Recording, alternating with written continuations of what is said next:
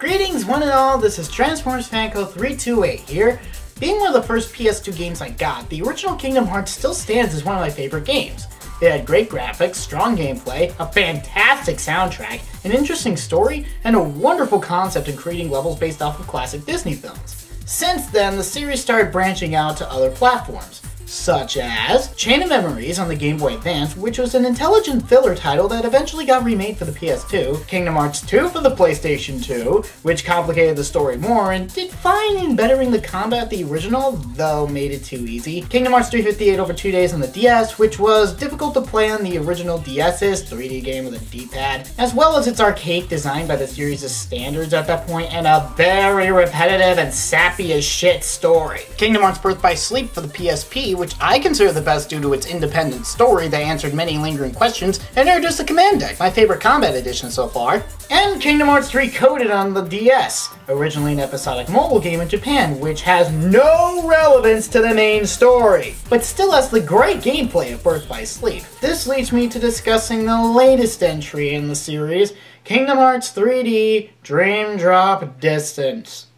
Ugh. Now, 3D isn't a terrible game by any stretch of the imagination. I love this game.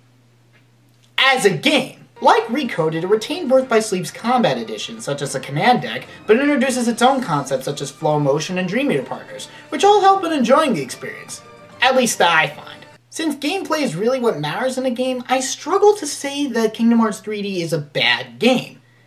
However, I have problems with the way it tells its story, and how it completely ignores the Disney movies it uses for its levels. In fact, Kingdom Hearts has been increasingly less about being a crossover with Final Fantasy and Disney, and more of its own story. Which is fine if the crossover aspect wasn't what drew you in. Very distracting as it comes off as false advertising, even in regard to Tetsuya Nomura's own characters. For example, The World Ends With You characters only show up in cutscenes and vanish after the second visit to Traverse Town. Seriously, has anyone noticed that? My biggest criticism in that regard is in relation to the Hunchback of Notre Dame world, but Josh Scorcher said it best in his top 10 worst Kingdom Hearts bosses video. Frollo is considered to be one of Disney's darkest and greatest villains for his complex characterization and his unique motivations. So to have a random monster be his replacement, which I should probably point out looks positively stupid, is incredibly disappointing to say the least. You want a symbolic Hellfire Angel? Nope. How about a rainbow candy fruit bat? This is the first time Hunchback of Notre Dame has been represented in a Kingdom Hearts game, so you can imagine players' excitement to try it out as soon as possible. And boy, did the designers not even try.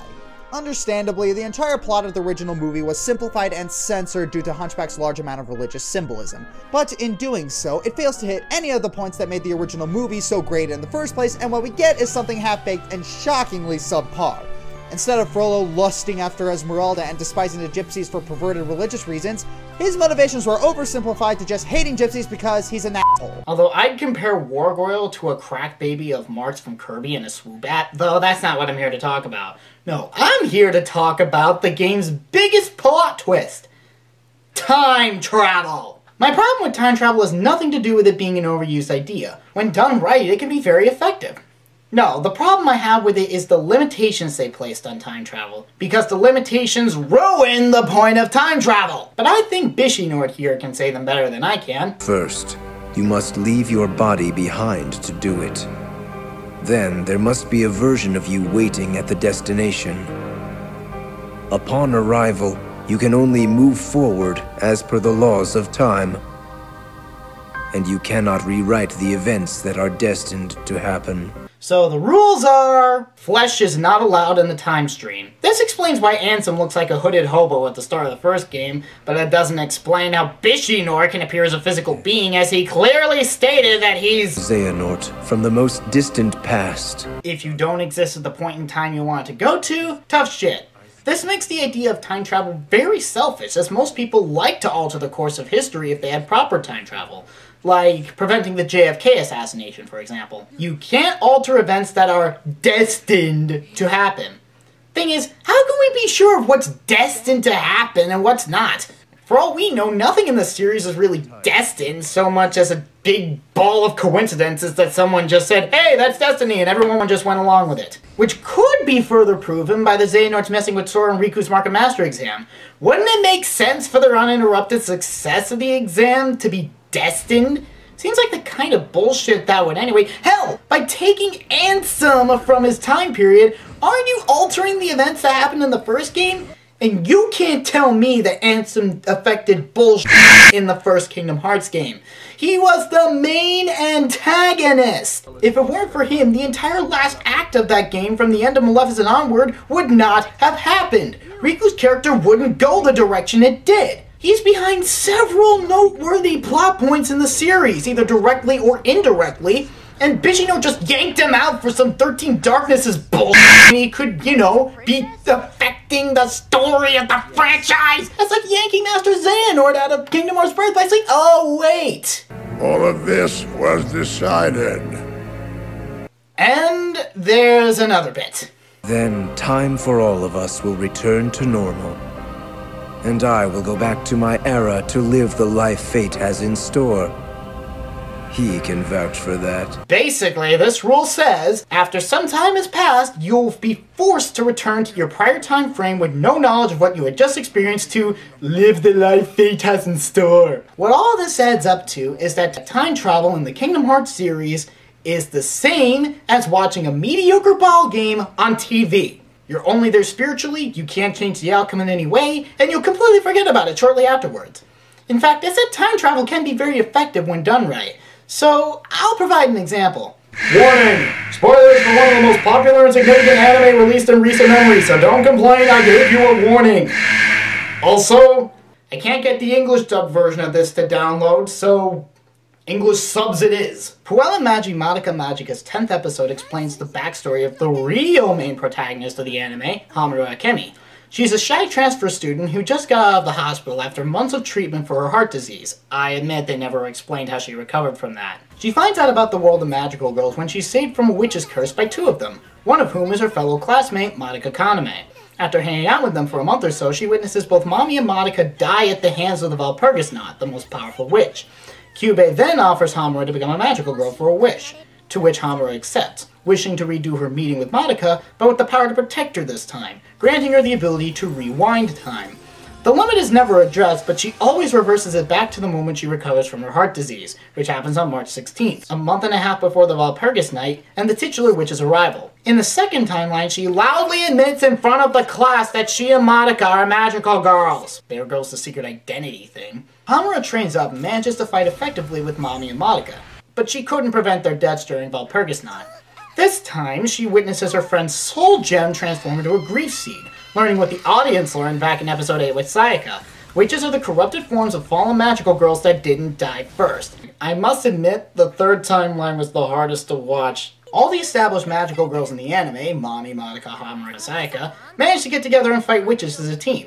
However, Hamura tries to warn them about the eventual fate of magical girls. Sayaka doesn't believe her and goes off to do her own thing.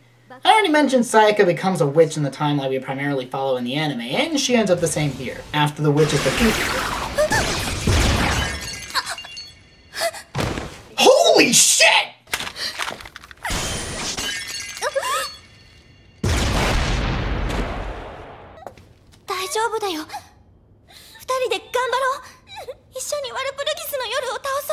Well, I'm sure that they can defeat Valpurgis Knot together and live happily ever after they fucking die! Actually, they're about to become witches when Madoka uses Sayaka's grief seed to heal Hamura's soul gem, begging her to go back in time again and prevent herself from becoming a magical girl. And one more thing.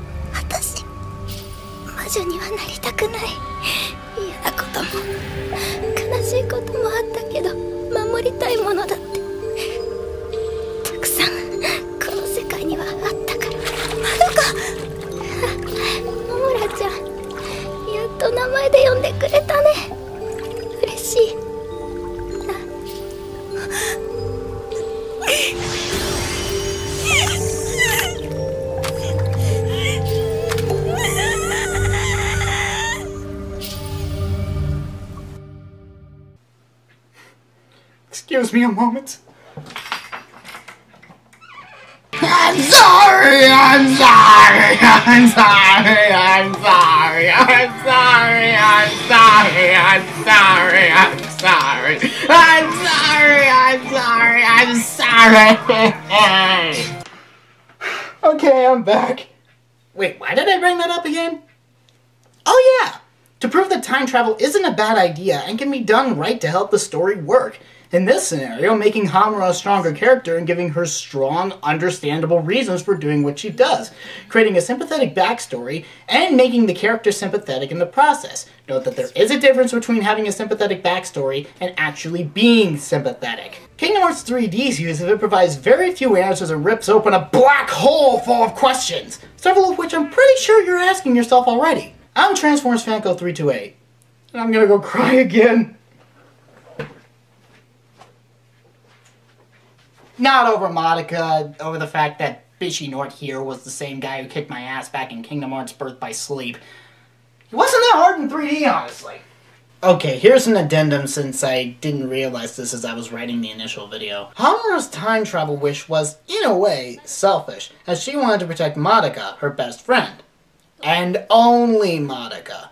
She never undoes any of her past mistakes, she doesn't try to save the other magical girls from their fates, she never even tries to prevent the worst parts of human history from occurring. She's not the Doctor all of a sudden. With the presented evidence, it theoretically falls under the second rule of Kingdom Hearts time travel. There must be a version of you waiting at the destination. Which, as I stated before, makes time travel come off as a selfish invention in the series. To be fair, this sort of goes hand in hand with a noticeable theme that the show had provided us.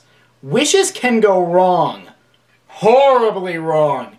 Especially if they're done for someone else, unless it's so simple it's practically insulting. Kyoko's wish to have her father's religious teachings heard ended in her family's murder-suicide. That's 2 shows I've seen recently that had someone commit that act. Not to mention, Sayaka's wish to restore Kyosuke's hands ended in heartbreak, insanity, and Octavia von Sekendorf. Mommy wanted to live since Kyubey came to her when she was about to die from a car accident which also took her family, and she ended up dying like every opponent on the receiving end of Sub-Zero's fatality.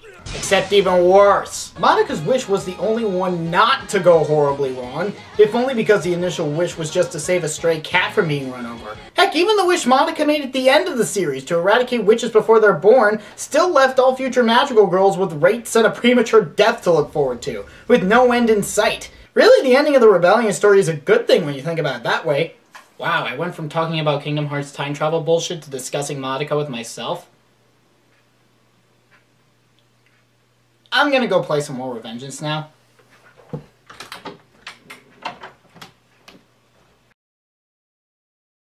I'm strong! I said my sword was a tool of justice. A tool of justice? Tool of justice. Tool of justice. It's my duty, now that I'm an ally of justice. God damn it, even with Revengeance I can't get away from Madoka! Guess I could watch some Nostalgia Critic. Oh, Kyubey. Jezu Otaku? This is Chestery Bum. Chestery Bum? I'm the Nostalgia Critic. Nostalgia Critic? I'm the Fiery Joker. Why Josh Scorcher? Kingdom Hearts. Kingdom Hearts? Darkness. Darkness? Darkness. Ruby? Ruby? Yang! Nora! God!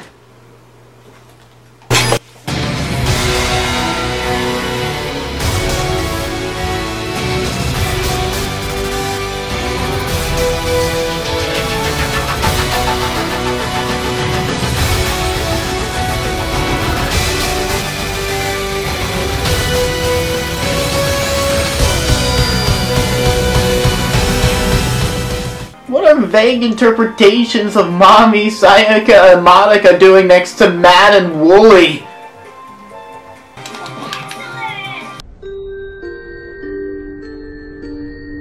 Why does this music sound like Xion's theme?